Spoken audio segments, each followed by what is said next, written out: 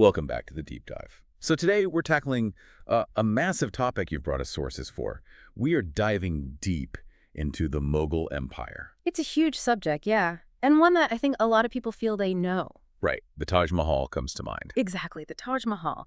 But it is so much more than that. I mean, we're talking about a civilization that dominated the Indian subcontinent from 1526 all the way up to 1857. And that's really our mission today, isn't it? To get past the incredible architecture and really understand the actual mechanics of this state, its administration, its economy, its military foundations. Precisely. The core idea that comes out of the material is this duality. On the one hand, it was absolutely a warrior state, A gunpowder empire. a classic gunpowder empire born from and sustained by war.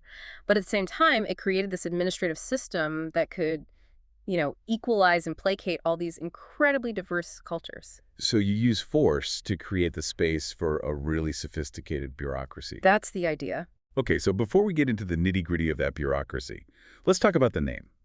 Because Mughal isn't what they call themselves, is it? No, not really. That's one of the first interesting nuggets in the sources. Their own dynastic name was actually Gurkhani. Gurkhani? Yeah, it comes from Timur's title, Gurkhan, which means son-in-law, Son-in-law to whom? to a Genghisid princess. So it was a way of connecting their lineage back to the Mongol ruling family, a claim to legitimacy. I see. So the term Mughal, which just means Mongol. Right, it's the Indo-Persian word for Mongol. It seems it was a name applied to them in India to, set them apart from the Afghan elites they'd just conquered. Okay, that makes sense. Let's start with that conquest then. Babur, 1526. How does he do it? It was, and this is not an exaggeration, military revolution.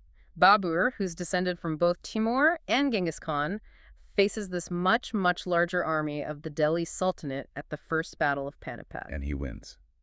Decisively. He wins decisively, and the sources are really clear on why. It wasn't just tactics, it was technical assistance from the Ottoman Empire. So the Ottomans were exporting their military-industrial complex, so to speak. You could say that. They provided what was then state-of-the-art tech. Gunpowder firearms, cannons, and maybe most importantly, Ottoman tactical doctrine. Which was? That classic formation. You link carts together to protect your cannons and gunmen in the center, you use cannon fire to break the enemy charge, and then you send in your cavalry, your mounted archers, from the flanks. And against an army without that tech. It was devastating. It made the Lodi forces, for all their numbers, basically obsolete overnight. So that technological edge gets you the territory. But holding it for 300 years, that's a different challenge. A completely different challenge. And that's where Babur's grandson, Akbar, comes in, around the year 1600. This is the consolidation phase. Exactly. Akbar is the one who realizes you can't run an empire this vast from the saddle of a horse. He builds this incredibly centralized bureaucratic government. One of the most effective in the world at the time. Without a doubt. And it was all managed through 4 key central ministries. Okay, let's pause on those, because they really show how organized this state was. An early modern cabinet. Absolutely. So first, you have the Diwan. That's the Ministry of Finance and Revenue. They controlled everything to do with money. Treasury Secretary. And often the Prime Minister, the Wazir too. Which tells you that money was always the top priority. Okay, so if the Diwan is the money, what about the muscle? The military. That would be the Mir Bakshi. Think of him as the Minister of Defense. He managed the military, the intelligence services, and, crucially, the Mansabdari system. And that was the system of ranks for all the nobles and officers. Correct. A very complex hierarchy. Then you had the Sadra Sudr, who handled law, religious charity, and judicial appointments. And the fourth. The Mir Saman. He was the controller of the imperial household. Now, that sounds kind of domestic, but he ran the huge royal workshops, the karkhanas, all public works. It was a massive logistics job. It sounds incredibly efficient on paper.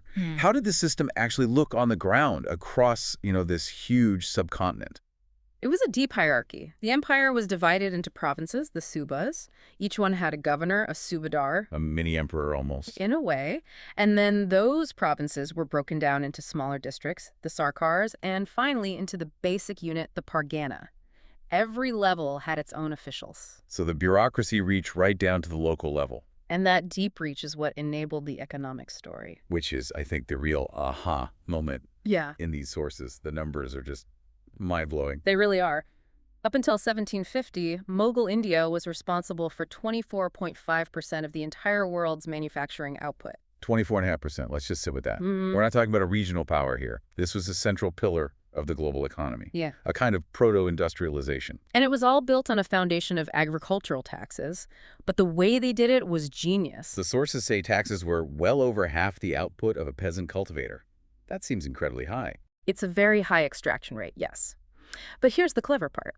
The payments had to be made in a standardized silver currency, the rupee. So you force everyone into the cash economy. You force everyone into the market. Peasants, artisans, weavers, they all had to sell their goods to get the silver coins to pay their taxes. It created this incredibly vibrant, commercialized economy. And what did that do to the demographics? Where did people live? It led to what the sources call shock levels of urbanization. By 1600, 15% of the population was living in urban centers. 15%. For that period, that's huge. It's higher than contemporary Europe. And get this, it was even higher than the urbanization level in 19th century British India. That's astounding. It suggests a really resilient economic structure. Absolutely. You had cities like Agra with maybe 800,000 people. Dhaka was possibly over 1 million. These were true global metropolises. And Dhaka was the heart of the Bengal Suba, the engine room. It was the manufacturing powerhouse, yes. Mostly textiles, cotton, muslin, calicos. By the early 1700s, Bengal had something like a 25% share of the entire global textile trade. And if you want a single statistic to just illustrate the sheer scale of this economy, look at shipbuilding. The comparison is incredible. Bengal was producing around 223,000 tons of shipping a year. Okay, and for context. The North American colonies, at their absolute peak a few decades later, were producing about 23,000 tons. So 10 times more. It just dwarfed its future colonial rivals. It wasn't even close. And all of that wealth, of course, funded this incredible cultural and technological output. Right, which brings us to the legacy most people recognize. The architecture, the art. You see this amazing fusion of Persian, Central Asian, and Indian styles. It created this unique Indo-Persian culture. Persian was the language of the court, and it blended with local dialects to eventually form Hindustani, or Urdu. And then, of course, Shah Jahan's reign gives us the visual peak, Yeah. the Taj Mahal, the Red Fort, that iconic style with the bulbous domes and the red sandstone and white marble. But as beautiful as that is, it almost distracts from some of the other technical achievements coming out of those royal workshops, the Karkamas. They weren't just patrons of the arts, they were fostering science. Very advanced science. I mean, let's talk about the metallurgy. The seamless celestial globes. This sounds like something out of science fiction. It basically does. For a long time, modern metallurgists thought it was technically impossible to cast a perfect, hollow metal sphere without a seam. Right, from the mold. Exactly. But artisans in Kashmir and Lahore were doing it in the 16th and 17th centuries using a lost wax casting method. It shows an incredible mastery of material science. They were also innovators in military tech. Oh, yes. They were pioneers in rocketry. They used these metal cylinder rockets called bands. Akbar used them against war elephants, which must have been terrifying. I can't even imagine. And they were used in sieges, like at Bidar in 1657. In astronomy, too, they combined Islamic observational tools with Hindu mathematics to build these huge observatories, the Jantar-Mantars. This brings us, then, to the emperor who oversaw the empire at its absolute largest territorial peak, Aurangzeb. The very controversial figure. His reign is almost 50 years long, ends in 1707. He expands the empire to its maximum extent, but he also seems to sow the seeds of its downfall. His legacy is extremely complex. He definitely pursued policies of increased Islamicization. He brought back the jizya tax on non-Muslims. He compiled a huge code of Islamic law. And his actions led to major conflicts, like the execution of the Sikh guru Tega Bahadur, which really militarized the Sikh community. Yes.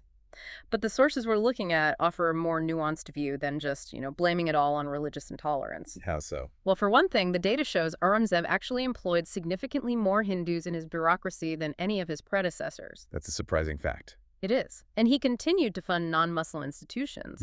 The real problem, the thing that crippled the empire, was much more practical. It was the disastrous, decades-long military campaign in the Deccan. Trying to conquer southern India. Trying to subdue the Deccan Sultanates and the rising Maratha power. It started in 1682, and it just It never ended. It bled the treasury dry.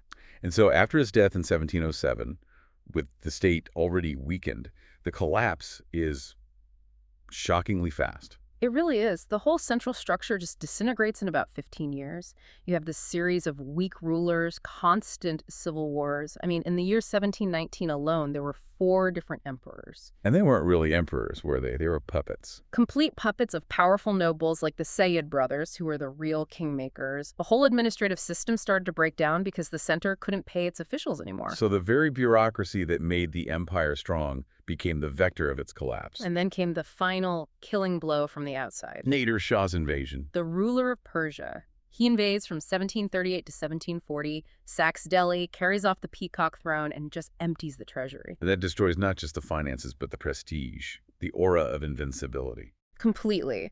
After that, the regional powers like the Nizam in the Deccan just break away for good. The Marathas sweep across northern India. And the Mughal emperor becomes a symbol? Just a figurehead, yeah. He had no real power, but even the Marathas and others would seek his ceremonial approval to legitimize their own rule. He was a source of sovereignty, but not a sovereign. Until the British East India Company takes over that role of protector. Which they slowly turn into direct colonial control. The final act is after the Indian Rebellion of 1857, when the British formally depose the last emperor, Bahadur Shah Zafar, and exile him. The end of an era. It's an incredible arc. So if we were to summarize the key takeaways, the real surprises from this deep dive, first you have this incredibly sophisticated bureaucratic machine, those 4 ministries creating what was, for its time, a modern state. Second, the sheer scale of the economic power. I mean, that proto-industrial engine in Bengal, the shipbuilding, it just reshapes your mental map of the early modern world. And third, the scientific and technological feats that go way beyond just beautiful buildings.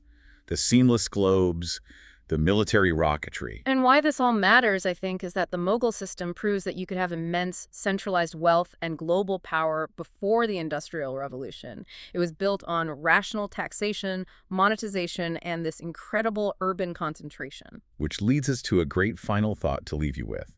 For an empire that lasted over 300 years, one that sustained a higher percentage of its population in cities than even 19th century British India, what was it in their administrative DNA or their culture that allowed those huge economic centers to keep running, to keep trading and functioning, even as the central political power in Delhi was completely crumbling? The resilience of that urban market-based system itself, that might just be the most important legacy to explore.